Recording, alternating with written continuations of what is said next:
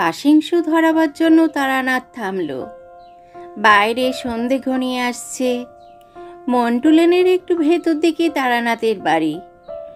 এখান থেকে বড় রাস্তার কোলাহল আর গাড়ি ঘোড়ার শব্দ খুব আবছাভাবে শোনা যায়।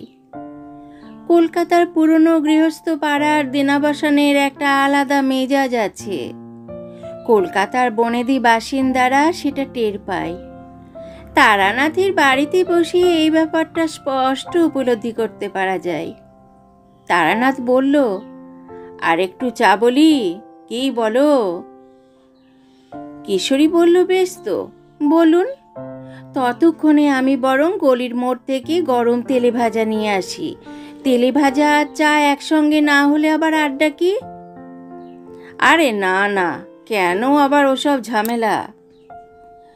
তারানাথের আপত্তিতে কর্ণপাত না করে কিশোরী বেরিয়ে গেল।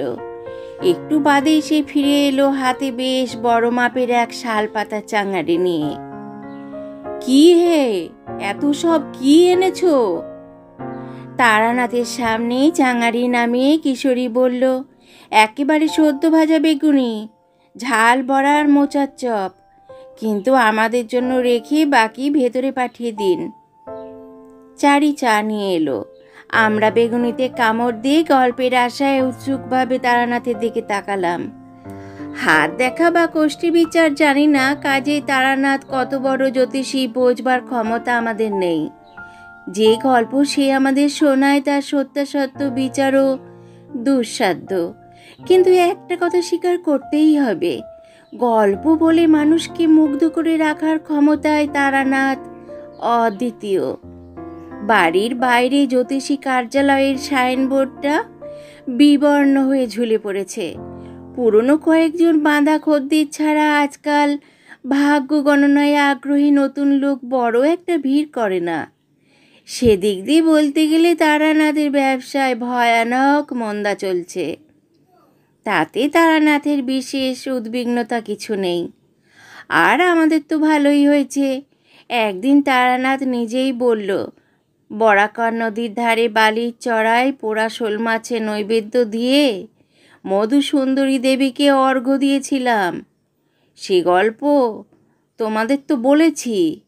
সেই রাত্রে নদীর ধারের শালবনে স্নান, অপার্থিব জ্যোৎস্নায় দেবী আবির্ভূত হলেন। সেই অলৌকিক সৌন্দর্য মানবীর হয় না। সেই ভালোবাসা পৃথিবীর নারীর পক্ষে দেয়া সম্ভব নয়। প্রায় 1 বছর ধরে বরাকর নদীর তীরের শালবন আমার তীর্থক্ষেত্র হয়ে উঠল। রোজ রাত্রিরে দেবী দেখা দিতেন। আমি চরিত্রের দিক দিয়ে সুখদেব নই, কামনা বাসনাহীন ঋষিও নই। কাজেই মহা ডামরতন্ত্রে মাতৃরূপে বা কন্যারূপে যে দেবীদের পাওয়া যেতে পারে তাদের জন্য সাধনা করিনি। গুরু বলেছিলেন কন্যারূপে কনকবতী দেবীর আরাধনা করতে। আমার সে পরামর্শ মনোপুত হয়নি। মধুসুন্দরী দেবীকে প্রেমিকা হিসেবে পেতে চেয়েছিলাম, কিন্তু... তারানাথ একটু থামল। জিজ্ঞাসা করলাম, কিন্তু কি? আমরা সাধারণ মানুষ রে ভাই, প্রেমিকা হিসেবে দেবীকে সামলানো কি আমাদের পোষায়? মানুষ বউ নিয়েই জেরবার হতে হয়। কিন্তু এটা ঠিক, সাধকের জীবনকে দেবী স্বর্গীয় প্রেম ও সুধায় পূর্ণ করে দেন। কিশোরী বলল, স্বর্গীয় বলছেন? এরা কি স্বর্গের দেবী? না, একেবারেই না। মহাডামরের এক বিভাগ হচ্ছে ভূতডামর। ভূতডামরের এইসব জীবদের উল্লেখ আছে। এরা মানুষও নয়, আবার সাধারণ অর্থে পেতও নয়, দেবতা তো নয়। ভূত বলতে লোকে বোঝে পরলোকে অধিবাসী মানুষ, মরে যেখানে যায়।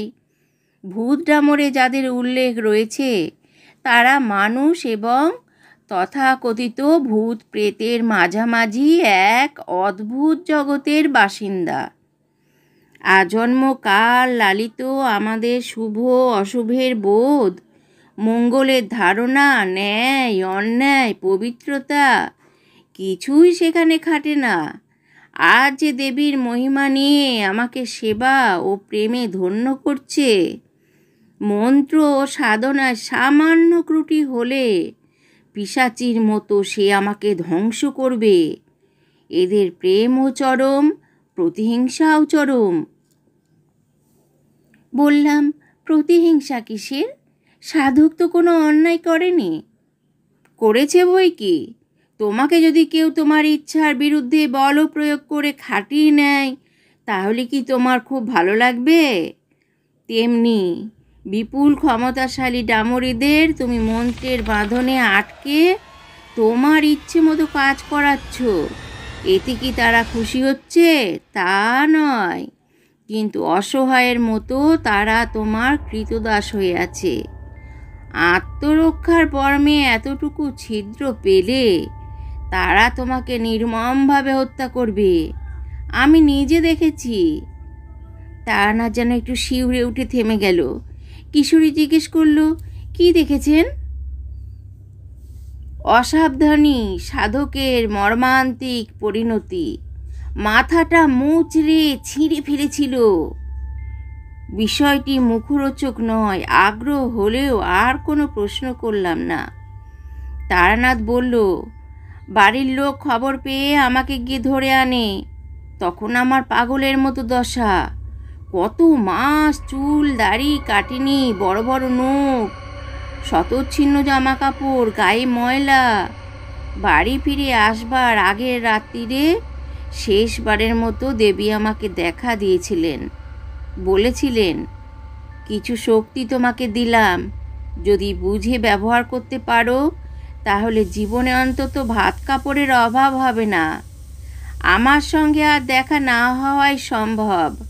যদি না, কিভাবে দেখা হতে পারে জিজ্ঞাসা করেছিলাম। দেবী উত্তর দেননি। যাই হোক, আমার সাংসারিক অবস্থা তো দেখছো, কিন্তু দেবীর আশীর্বাদে একরকম করে চলে যায়। বড় লোক হতে পারিনি, কিন্তু ভিক্ষেও করতে হয়নি। কিশোরী বলল, আমাদের সঙ্গে আলাপ হওয়ার প্রথম দিকে আপনি বীরভূমের শ্মশানবাসিনী মাতু পাগলির কাহিনী বলেছিলেন। তার সঙ্গেও পরে আর দেখা হয়নি? তারানাথ বলল, না, তবে আমার মনে হয় মাতু পাগলি তন্ত্রে উল্লেখিত ডামরি, মধুসুন্দরী দেবী, এরা সব আসলে একই শক্তির বিভিন্ন প্রকাশ। মাতু পাগলি ছেঁড়া কাপড় পরে গ্রামের শ্মশানে বসে থাকতো বটে, কিন্তু সে বিশাল শক্তির অধিকারিণী ছিল। এখন আমার মনে হয় সে মানুষ ছিল না। আমার খুব সৌভাগ্য, তাই তার দেখা পেয়েছিলাম। বললাম, মানুষ ছিল না বলছেন? তাহলে সাধারণ মানুষের মতো হাটে মাঠে পড়ে থাকতো কেন? মাতু পাগলি যে পর্যায়ে উঠেছিল সেখানে পৌঁছলে পার্থিব সুখৈশ্বর্য তুচ্ছ হয়ে যায়। শ্মশানে থাকলেও যা, রাজপ্রাসাদে থাকলেও তাই। সে সময় একটা গুজব শুনেছিলাম লোকের মুখে, তখন বিশ্বাস করিনি। শুনেছিলাম মাতু পাগলি নাকি আহার্য বা পানীয় গ্রহণ করে না। পরে ভেবে দেখেছি সত্যি তো। একদিন সকাল থেকে গভীর রাত্রি পর্যন্ত তার সঙ্গে কাটিয়েছি। কখনো তার সামান্য জলও খেতে দেখিনি। ছায়াটা অবশ্য খেয়াল করিনি, তখন জানতামও না। কিশোরী বলল, ছায়া খেয়াল করা কীরকম? গ্রামাঞ্চলে প্রবাদ আছে জানো তো, প্রেত পিশাচে ছায়া নাকি পড়ে না। কথাটা আংশিক সত্য, পুরোটা নয়। তাদেরও ছায়া পড়ে ঠিকই, কিন্তু গাঢ় কৃষ্ণবর্ণ ছায়া পড়ে না। একটু জল মেশানো ভেজানো ছায়া পড়ে। অভিজ্ঞ সাধক দেখলে বুঝতে পারে। ভেজাল ছায়া? কত রকম অদ্ভুত কথাই যে শুনলাম তারানাথের কাছে। তারানাথ অনেক সময় মানুষের মুখ দেখে নির্ভুলভাবে মনের কথা আন্দাজ করে ফেলে। আমার দিকে তাকিয়ে এসে বলল, বিশ্বাস করা কঠিন না? ভাবছো এ বুড়ো কী সব আবোল তাবোল বকে আসর জমাবার চেষ্টা করে? ব্যাপার অত সোজা নয়। দেবীর দয়ায় আর গুরুর আশীর্বাদে কিছু গুণ লাভ করেছিলাম। এসব তারই প্রকাশ। বলেছি বোধহয় তোমাদের, আমার তন্ত্র দীক্ষা হয়েছিল পূর্ণগ্রাস সূর্যগ্রহণের সময়ে। গলায় পদ্মবীজের মালা পরে গুরু যখন বিরজা হোমের পূর্ণাহুতি দিলেন, তখন আকাশে গ্রহণগ্রস্ত সূর্য তাম্রাভ চাকার মতো বিবর্ণ আর ম্লান দেখাচ্ছে। গুরুই বলেছিলেন, খুব শুভযোগে তোমার দীক্ষা হলো, অনেক ক্ষমতা লাভ করবে তুমি। বললাম, বিরজা হোম কি? সংসার ত্যাগ করে তবে সন্ন্যাস জীবনে প্রবেশ করতে হয়। দীক্ষার পরমুহূর্ত থেকে সাধকের আর কোনো সামাজিক পরিচয় থাকে না। এমনকি বাবা মায়ের শ্রাদ্ধ করার অধিকার থেকেও সে বিচ্যুত হয়। দীক্ষার সময় যে বিশেষ যজ্ঞের মাধ্যমে নিজের শ্রাদ্ধ করতে হয়, তারই নাম বিরজা হোম। বললাম, নিজের শ্রাদ্ধ করার সময় আপনার মন খারাপ হয়নি? খুব সামান্য। সাধনার জন্য যত ব্যগ্রই হওয়া যাক না কেন, ওটুকু মানসিক দুর্বলতা থেকেই যায়। সমাজ ও সংসারের প্রতি স্বাভাবিক যে টান, শ্রাদ্ধের চেয়ে বেশি খারাপ লেগেছিল পৈতেটা ত্যাগ করতে। সেই সময়টা বুঝেছিলাম আজন্ম লালিত বিশ্বাস ও সংস্কার কতখানি গভীরে শেকড় গেড়ে থাকে। পৈতে কেন ত্যাগ করতে হয়? বিরজা হোমের পরে তুমি আর কারো সন্তান নও। তোমার কোনো সামাজিক সম্প্রদায় নেই। তুমি ব্রাহ্মণ, ক্ষত্রিয়, শূদ্র কিছুই নও। তুমি কেবল একজন সাধক। পৈতে থাকলে বর্ণশ্রেষ্ঠ হিসেবে তোমার অহংবোধ জন্মায়। সাধনার ক্ষেত্রে তা অমার্জনীয়। বললাম, এখন তো আপনি পৈতে ধারণ করে আছেন, কেন? তারানাথ হেসে বলল, আবার গৃহাশ্রমে ফিরে এসেছি। সেও তো বেশ অনেক বছর হয়ে গেল। মনে মনে গুরুর কাছে ক্ষমা চেয়ে পিছিয়ে এলাম। দেখলাম ভেতরে ভেতরে আমার ভোগ বাসনা আর সংসার করার কামনা পুরোপুরি রয়ে গিয়েছে। দুই নৌকোয় পা দিয়ে চলা যায় না। দেখলাম ফিরে আসাই ভালো। কবে আবার পৈতে নিলেন? সেটা বেশ একটা আশ্চর্য ঘটনা, শুনবে? বলে কি তারানাথ জ্যোতিষী? গল্প শোনার লোভেই তো ছুটির দিনে তার কাছে এসে বসে থাকি। বললাম, অবশ্যই শুনবো, বলুন। একটা পাশিংশ ধরিয়ে দেশলাইয়ের কাঠিটা ছাইদানি হিসেবে রাখা নারকেলের মালায় গুঁজে দিতে দিতে তারানাথ বলল, এত সব অদ্ভুত ঘটনা আমার জীবনে ঘটেছে যে ভাবলে আমার নিজেরই অবাক লাগে। আর তোমরা তো নিশ্চয়ই ভাবো লোকটা নির্বিকার মুখে মিথ্যে গল্প বানিয়ে বলে। তোমাদের দোষ দেওয়া যায় না। এসব কাণ্ড বিশ্বাস করা প্রকৃতপক্ষেই কঠিন। তারানাথ খুব একটা বাজে কথা বলেনি। অদ্ভুত গল্পের নেশায় তার কাছে ছুটে আসি। যতক্ষণ সে গল্প বলে ততক্ষণ মুগ্ধ বিস্ময়ে শুনেও যায়। কোনো বিরুদ্ধ যুক্তি মনে উকি দেয় না। কিন্তু তার সান্নিধ্যের প্রবলতা থেকে মুক্তি পেয়ে গল্পের শেষে মন্টু লেনের বাইরে এসে কলকাতার কঠিন ফুটপাথে পা দিলেই বিশ্বাস একটু একটু করে ক্ষইতে শুরু করে। মুগ্ধ তো থাকে, বিশ্বাসটা থাকে না। তবু পরের সপ্তাহে আবার যাই। গল্পের এমনই নেশা। তারানাথ বলল, এই ঘটনা আমার প্রথম জীবনের। আজ থেকে প্রায় 30 কি 35 বছর আগেকার কথা। দীক্ষা নিয়েছি তা 8-10 বছর হয়ে গেল, কিন্তু মনের ভেতর কোনো প্রসন্নতা অনুভব করি না। গুরু প্রদর্শিত পথে সাধনা করবার চেষ্টা করি আর হাটে মাঠে ঘুরে বেড়াই। এমনি ঘুরতে ঘুরতে একদিন দুপুরের কিছু পরে ক্লান্ত হয়ে একটা নদীর ধারে কাঁকড়া এক বটগাছের ছায়ায় আশ্রয় নিলাম। জায়গাটা ভারী শান্তিপূর্ণ। নদী বয়ে যাচ্ছে সামনে, মাথার ওপরে নানা ধরনের পাখির বিচিত্র ডাক। একটু বিশ্রাম করে নদীতে নেমে হাত মুখ ধুয়ে জল খেয়ে ঠান্ডা হলাম। এখনো বেশ রোদ। কিছুক্ষণ গাছের ছায়ায় শুয়ে থেকে তারপর পথ হাঁটলেই হবে।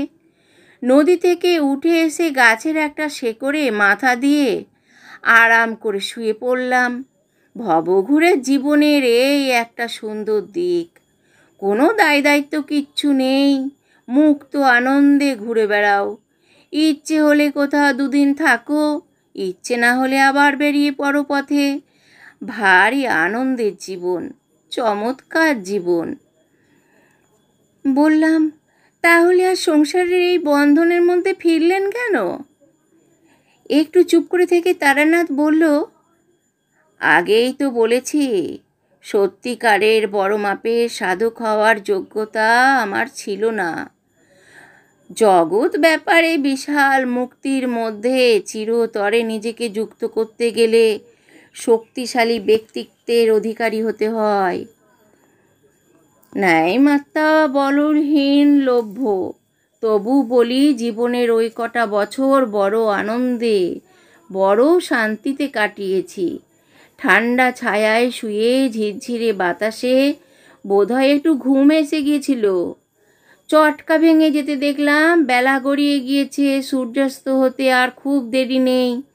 পথে শুনেছি আরও মাইল চারেক গেলে পড়বে জয়তলা গ্রাম। সেখানকার মুখুজ্জে জমিদাররা যাত্রীদের জন্য অতিথিশালা করে রেখেছেন। সেখানেই রাত্রিটা থাকবো। এখনই হাঁটতে শুরু করা দরকার, কারণ 4 মাইল যেতে কম সময় লাগবে না। নদী বাঁদিকে রেখে চলেছি, সন্ধ্যের পরপরই জয়তলা পৌঁছে যাব। হঠাৎই কেন যেন বাঁদিকে তাকালাম। তাকানো মাত্র এক অদ্ভুত দৃশ্য চোখে পড়ল। সূর্য দিগন্ত রেখা প্রায় ছুঁয়েছে, আর কয়েক মিনিটের মধ্যে ডুবে যাবে। সেই অস্তমুখ রক্তবর্ণ সূর্যের গোলক ঘিরে একটা ঘোর কালো বৃত্ত। গতকালও এখান থেকে 12-13 মাইল দূরে একটা গ্রামের বাইরের মাঠে বসে সূর্যাস্ত দেখেছি। কই, এমন কিছু চোখে পড়েনি তো। কালো মেঘ বা বাতাসে হঠাৎ জমে ওঠা কালো রঙের ধুলো বলে উড়িয়ে দেওয়া সম্ভব নয়। এ একেবারে অন্যরকম। আকাশের গায়ে যেন একটা মোটা চওড়া কালো অন্ধকারের গণ্ডি, অমঙ্গলের অগ্রদূত। কিশোরী জিজ্ঞাসা করল, অমঙ্গলের অগ্রদূত বলছেন কেন? জিনিসটা তো প্রাকৃতিক ব্যাখ্যাও থাকতে পারে। না, তা পারে না। আসলে তোমরা ব্যাপারটা দেখোনি, দেখলে বুঝতে পারতে। দেখতে পেতে না অবশ্য, ওটা কেবল আমার কাছে দৃশ্যমান হয়েছিল। সেটাও একটা বড় প্রমাণ যে স্বাভাবিক ব্যাখ্যা হয় না। আর কেউ দেখতে পায়নি বুঝলেন কি করে? ওসব গ্রাম্য জায়গা, কেউ এমন অদ্ভুত কিছু দেখতে পেলে মুহূর্তে তা লোকমুখে ছড়িয়ে পড়তো। জয়তলা গ্রামের দিকে হাঁটছি, চাষিরা দিনের কাজ সেরে বাড়ির দিকে ফিরছে, রাখাল ছেলেরা গরুর পাল তাড়িয়ে গ্রামে যাচ্ছে। আমি ছাড়া তারা কেউই কিছু দেখতে পাচ্ছে না। বললাম, আপনি ভয় পেলেন কেন? ওই কালো বৃত্তির মানে কি? ওর মানে আমার প্রতি কেউ তন্ত্রোক্ত অবিচার ক্রিয়া প্রয়োগ করেছে। কেউ আমার ভয়ঙ্কর ক্ষতি করতে চায়, পারলে প্রাণহানি করতে চায়। কিন্তু কে, কেন সে আমার ক্ষতি চায়, এসব জানবার জন্য ঠিক করলাম জয়তলা পৌঁছে একটু বেশি রাত্রিরে মনুদর্পণে বসব। কিশোরী বলল, মনুদর্পণ আবার কি? তোমরা তো জানো আমি চন্দ্র দর্শনে সিদ্ধ। বুড়ো আঙুল দিয়ে কান ও 2 তর্জনী দিয়ে চোখ টিপে ধরে মনোসংযোগ করে একটি মন্ত্র রোজ 1000 বার জপ করতে হয়। যেদিন সিদ্ধিলাভ হবে সেদিন দেখতে পাবে আকাশে পূর্ণিমার চাঁদ, আর নিচে একটি গাছের তলায় 2 জন পরী দাঁড়িয়ে। তুমি যা প্রশ্ন করবে পরীরা তার উত্তর দিয়ে দেবে। বিশ্ব ব্রহ্মাণ্ডে তোমার অজানা কিছু থাকবে না। প্রশ্ন করার পরেই পরী, চাঁদ সব মিলিয়ে সামনেটা তখন মনে হবে বায়োস্কোপের পর্দার মতো খালি হয়ে গেল। তুমি যা জানতে চাও তা সেই পর্দায় ছবির মতো ফুটে উঠবে। একেই বলে মনোদর্পণ। বাহ, এ তো ভালো মজা। এতে তো ইচ্ছে করলে পৃথিবীর সবচেয়ে ক্ষমতাশালী আর ধনী মানুষ হওয়া যায়। আগামীকাল রেসের মাঠে কোন ঘোড়া জিতবে, কোন শেয়ারের কত দর থাকবে, এই জানলেই তো রাজা। তাছাড়া নিজের বিপদ আপদ, মেয়ের বিয়ে সবই তো পরীরা বলে দেবে। আপনি রোজ বসেন না কেন মনোদর্পণে? তারানাথ হাসল, বলল, খুব বড় আর মূল্যবান প্রশ্ন করেছ। ঠিকই তো, সপ্তাহে একবার করে আসনে বসলেই আমার আর কোনো অভাব থাকবে না। আমার সাংসারিক অবস্থা তো দেখছই, প্রতিদিনের চিন্তা প্রতিদিন করতে হয়। তাহলে রাজা হবার এমন সহজ উপায় গ্রহণ করছি না কেন? না, তা করা যায় না। এখানেই সাধকের পরীক্ষা। ক্ষমতা লাভ করার সঙ্গে সঙ্গে সংযম অভ্যেস না করলে ক্ষমতা চলে যায়। প্রথম জীবনে শক্তি পাবার দম্ভে এসব অনেক করেছি, পরে সচেতন হয়ে সাবধান হয়ে যাই। লোভ আর প্রকৃত সাধনা একসঙ্গে হয় না। সন্ধ্যের কিছু পরে পরেই জয়তলা গ্রামে পৌঁছালাম।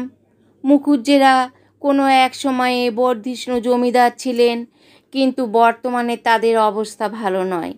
বিশাল বাড়ি মেরামতির অভাবে জীর্ণ হয়ে এসেছে।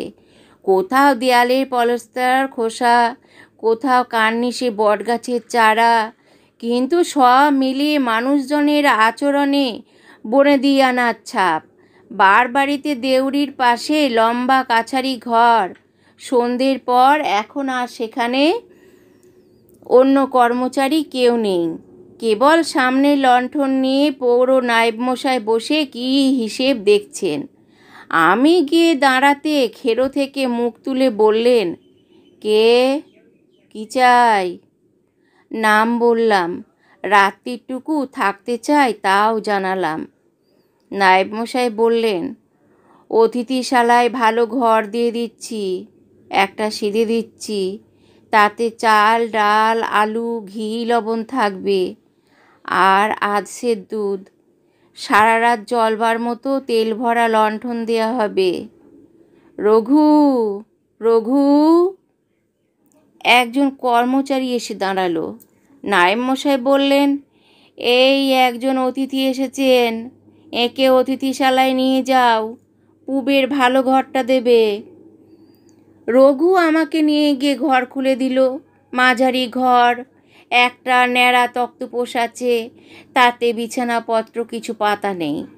সে একদিক দিয়ে ভালোই হয়েছে। অন্যের ব্যবহার করা বিছানায় বা চাদরে আমার শুতে ভারী অস্বস্তি হয়। রঘু বলল, বারান্দায় কাঠের জালের উনুন আছে ঠাকুরমশাই, আর ওই দিকের কোণের ঘরে চেলা করা শুকনো জ্বালানি কাঠ আছে, যত দরকার হয় নিয়ে নেবেন। শীতে এসে গেল। রান্না করতে করতে এই প্রথম উপলব্ধি করলাম যে বিপদ প্রায় আমার ঘাড়ের ওপর এসে পড়েছে। বড় মাপের বিপদ। বললাম, কি করে বুঝলেন? কোনো অনুভূতি হলো? তারানাথ বলল, আমার লণ্ঠনের আলো ম্লান হয়ে কমে আসতে লাগলো। প্রথমে ভেবেছিলাম হয়তো বা তেল ভরে দিতে ভুলে গিয়েছে, কিন্তু লণ্ঠন হাতে তুলে নাড়িয়ে দেখলাম ভেতরে কলকল করে তেল নড়বার শব্দ হচ্ছে। বনেদি জমিদার বাড়ির কেতাদুরস্ত কর্মচারী এমন ভুল করবে না। তাহলে একটা কেমন ভেজা ভেজা সোঁদা গন্ধ আসছে নাকে। চামচিকে নাদি ভর্তি ঘর বহুদিন বন্ধ থাকার পর খুললে যেমন গন্ধ পাওয়া যায়। ভালো নয়, একেবারেই ভালো নয়। মনে মনে অপদেবতা তারাবার মন্ত্র পাঠ করতে লাগলাম। ও বেতালাশ্চ পিশাচাশ্চ রাক্ষসাশ্চ সরীসৃপাও অপপ্রস্তুতে সর্বে গৃহচ্ছদু বাগ্যয়া। আস্তে আস্তে আলো আবার উজ্জ্বল হয়ে উঠল। গন্ধটাও চলে গেল। খাওয়া দাওয়া করে অতিথিশালার বারান্দায় বসে একটা বিড়ি খেলাম। গ্রামাঞ্চলে 8:30-9টার মধ্যে নিশুতি রাত হয়ে পড়ে। কোথাও মানুষজনের কোনো সাড়া নেই, কেবল দূরে কতগুলো কুকুর ডাকছে। পথ হেঁটে আমিও ক্লান্ত, কিন্তু ঘুমোলে তো চলবে না। এখন দেহবন্ধন করে আসনে বসে মনোদর্পণে দেখতে হবে কে আমার ক্ষতি করতে চায় এবং কেন। চন্দ্রদর্শন আমার এমন আয়ত্তে এসে গিয়েছিল যে চোখের সামনে পূর্ণ চন্দ্র আর দুই পরীদের আনতে 10 মিনিটও লাগলো না। মন্ত্র উচ্চারণ করে প্রশ্ন করতেই সামনে পড়ি, চাঁদ সব মুছে গিয়ে সাদা দেয়ালের মতো শূন্যতা ফুটে উঠল। চৌকো সেই পর্দা থেকে আমার দিকে তাকিয়ে রয়েছে একটা ভয়াবহ হিংস্র মুখ। মাঝখানে সিঁথি করা লম্বা কোঁকড়ানো চুল, কপালে তেল সিঁদুরে ত্রিপুণ্ডক, গলায় রুদ্রাক্ষ আর হাড়ের মালা। খুব নিম্নমার্গের সাধক, মুখে সাধনার জ্যোতি নেই, রয়েছে ক্রোধ আর নিবিড় হিংসা। এদের উপকার করার ক্ষমতা নেই, কিন্তু অপকার করার ক্ষমতা অসীম। লোকটাকে খুব চেনা চেনা মনে হচ্ছে, কোথায় দেখেছি একে। হঠাৎ মনে পড়ে গেল 5-7 বছর আগে সেই চড়ুইটিপ গ্রাম, আমার বাল্যবন্ধু বিরাজমোহনের সর্বনাশ করবার জন্য একজন কাপালিক শ্বেতবগলার পুজোর আয়োজন করেছিল। কাকের বাসার কাঠি দিয়ে ঘোড়ার চর্বি দিয়ে যজ্ঞ করার নিয়ম। বিরাজের নাম লেখা একটা নিম পাতা যজ্ঞের আগুনে আহুতি দিলেই 1 মাসের ভেতর উদ্দিষ্টের মৃত্যু। আমার হস্তক্ষেপে ব্যাপারটা বানচাল হয়ে যায়। বিরাজের নিজের দাদাই সম্পত্তির লোভে ভাইয়ের প্রাণহানির জন্য কাপালিককে নিয়োগ করেছিল। পরে ব্যাপারটা খুব ভালোভাবে মিটে যায়, 2 ভাইয়ের আবার মিলন হয়ে যায়। কিন্তু ব্যর্থ মনস্কাম কাপালিক চলে যাবার সময় আমাকে বলে গিয়েছিল, কাজটা ভালো করলে না। একজন সাধক কখনো অন্য সাধকের ক্রিয়ায় বাধা দেয় না, তার নিয়ম নয়। আজ হোক 10 বছর পরে হোক, এর প্রতিফল তোমাকে পেতেই হবে, তৈরি থেকো। আমি বলেছিলাম, আপনার সাধনা বা কৌলিক ক্রিয়াকর্মে বাধাদান করার কোনো ইচ্ছে আমার ছিল না, কিন্তু আপনি তো সজ্ঞানে একজন নিরীহ মানুষের সর্বনাশ করার জন্য অভিচার ক্রিয়ার আয়োজন করেছিলেন। এরকম প্রচেষ্টার কথা জানতে পারলে সর্বশক্তি দিয়ে তার নিবারণের ব্যবস্থা করতে বলেছেন আমার গুরু। চোখে আগুন ফুটিয়ে সে বলল, বেশ, আমাকে মনে রেখো। মনে রাখিনি, ভুলে গিয়েছিলাম। আজ মনোদর্পণে এতদিন পরে তাকে আবার দেখে চিনতে পারলাম। একটু পরে কাপালিকের চেহারা মিলিয়ে গেল সামনে থেকে। যাক, কি ব্যাপার জানতে পেরেছি। আগামী পরশু কৃষ্ণপক্ষের ত্রয়োদশী, ওই দিন একটু আসনে বসে পুজো করব। কাপালিক বুঝতে পারবে কার সঙ্গে সে লাগতে এসেছে। কিশোরী বলল, কেন, কি ক্রিয়া করবেন আপনি? ও বীজমন্ত্র ছাড়া প্রকরণ বলছি, শুনে রাখো। কালো ছাগল, ঘোড়ার খুরের কাছের লালাম, কালো মুরগি আর কাকের 4টে করে পালক আগুনে পুড়িয়ে তিসির তেলে গুলে বাঁ হাতের কোড়ে আঙুল দিয়ে কপালে তিলক লাগিয়ে পুজোর আসনে বসলে যে আমার ক্ষতি করতে চাইছে তার সব কাজ ব্যর্থ হবে। লোকটা মারা পড়বে না ঠিকই, কিন্তু দেহে ও মনে বিরাট ধাক্কা খাবে। বীজমন্ত্রটি কি? তারানাথ কিশোরীর দিকে তাকিয়ে একটু হাসল, তারপর বলল, গল্প শোনো, গল্প শোনো। ঘরে এসে তক্তপোষে শুলাম। মেঝেতে লণ্ঠনটা কমিয়ে রাখা আছে, নরম মৃদু আলোয় আবছা আবছা সব কিছু দেখতে পাচ্ছি। পথ হেঁটে ক্লান্ত ছিলাম, একটু বাদে ঘুম এসে গেল। কতক্ষণ ঘুমিয়েছিলাম জানি না। হঠাৎ চটকা ভেঙে তাকিয়ে দেখি ঘরের ভেতরে নিকষ অন্ধকার। এটা কেমন হলো? লণ্ঠনে যথেষ্ট তেল আছে, সে তো আমি নিজেই দেখে নিয়েছি। যাক, নেমে জ্বালিয়ে নিচ্ছি। কিন্তু ঘরের মধ্যে এমন দম বন্ধ করা ভ্যাবসা ভাব কেন? সব কটা জানলা কে বন্ধ করে দিল? জানলা তো খোলাই ছিল। এই ধরনের উপদ্রব দূর করার সহজ উপায় আর মন্ত্রগুলো অকস্মাৎ কিছুই মনে আসছে না। আলো জ্বাললে মনের জোর ফিরে পাবো। আন্দাজে আন্দাজে মেঝেতে নেমে লণ্ঠন আর দেশলাই খুঁজতে গেলাম, কোথাও খুঁজে পেলাম না। তক্তপোষ থেকে হাত 3-4 দূরে দরজার পাশে লণ্ঠনটা ছিল। দরজাটাই বা কোথায়? দেয়ালে হাত দিয়ে সমস্ত ঘরটা একবার পাক দিলাম। জানালা বা দরজা কিছুই হাতে ঠেকলো না। এ আবার কি? আমার দম বন্ধ হয়ে আসছে। এই অন্ধকূপে কিভাবে বন্দি হলাম আমি? এই কি তাহলে শেষ? মনে পড়ল বাবার কথা। বাবা বলতেন, দেখো চক্রবর্তী বামুনের ছেলে, যেখানে যাও যা করো পৈতেটা শরীরে রেখো। ভয় পেলে বা বিপদে পড়লে পৈতে আঙুলে জড়িয়ে গায়ত্রী জপ করতে আরম্ভ করবে, অন্তত প্রাণটা রক্ষা পাবে। অভ্যাসবশত পৈতে খুঁজতে আরম্ভ করে মনে পড়ল, পৈতে তো সেই কবেই বিরজা হোমের কুণ্ডে বিসর্জন দিয়েছি। হায়, এখন কি হবে? অন্ধকারের ভেতরেই ঘরের ছাদের কাছ থেকে কি যেন একটা নরম হালকা জিনিস আমার মাথায় পড়ে মেঝের দিকে গড়িয়ে গেল। প্রথমে চমকে উঠেছিলাম, তারপর মনে হলো টিকটিকি বা ওই রকম কিছু হবে। পা দিয়ে সরিয়ে দিতে গিয়ে পায়ে ঠেকলো দেশলাইটা। ভালো মজা, এতক্ষণ কিছুতেই পেলাম না, এখন আপনা আপনি ফিরে এলো। দেশলাই জ্বালতেই দেখলাম ঘরে জানলা দরজা সব যথাস্থানে আছে। আর আর পায়ের কাছে মেঝেতে পড়ে রয়েছে একটি সদ্য তৈরি গ্রন্থি দেওয়া পৈতে। হয়তো গুরু পাঠিয়েছেন আমার বিপদ দেখে, অথবা বাবার আত্মা বুঝতে পেরেছে সন্তানের প্রাণ সংশয়।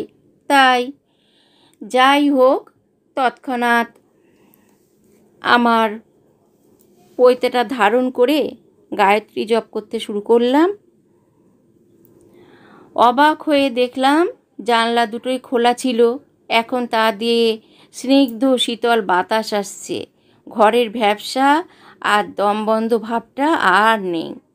জানি না কৌলিক প্রথায় আঘাত করেছে কিনা, কিন্তু সেই থেকে পৈতেটা আর ছাড়িনি, বরাবর ধারণ করে আছি। বন্ধুরা, গল্পটি আজ এখানেই সমাপ্ত হলো। গল্প ভালো লাগলে লাইক, কমেন্টস ও শেয়ার করতে ভুলবেন না। আজ আসি, নমস্কার।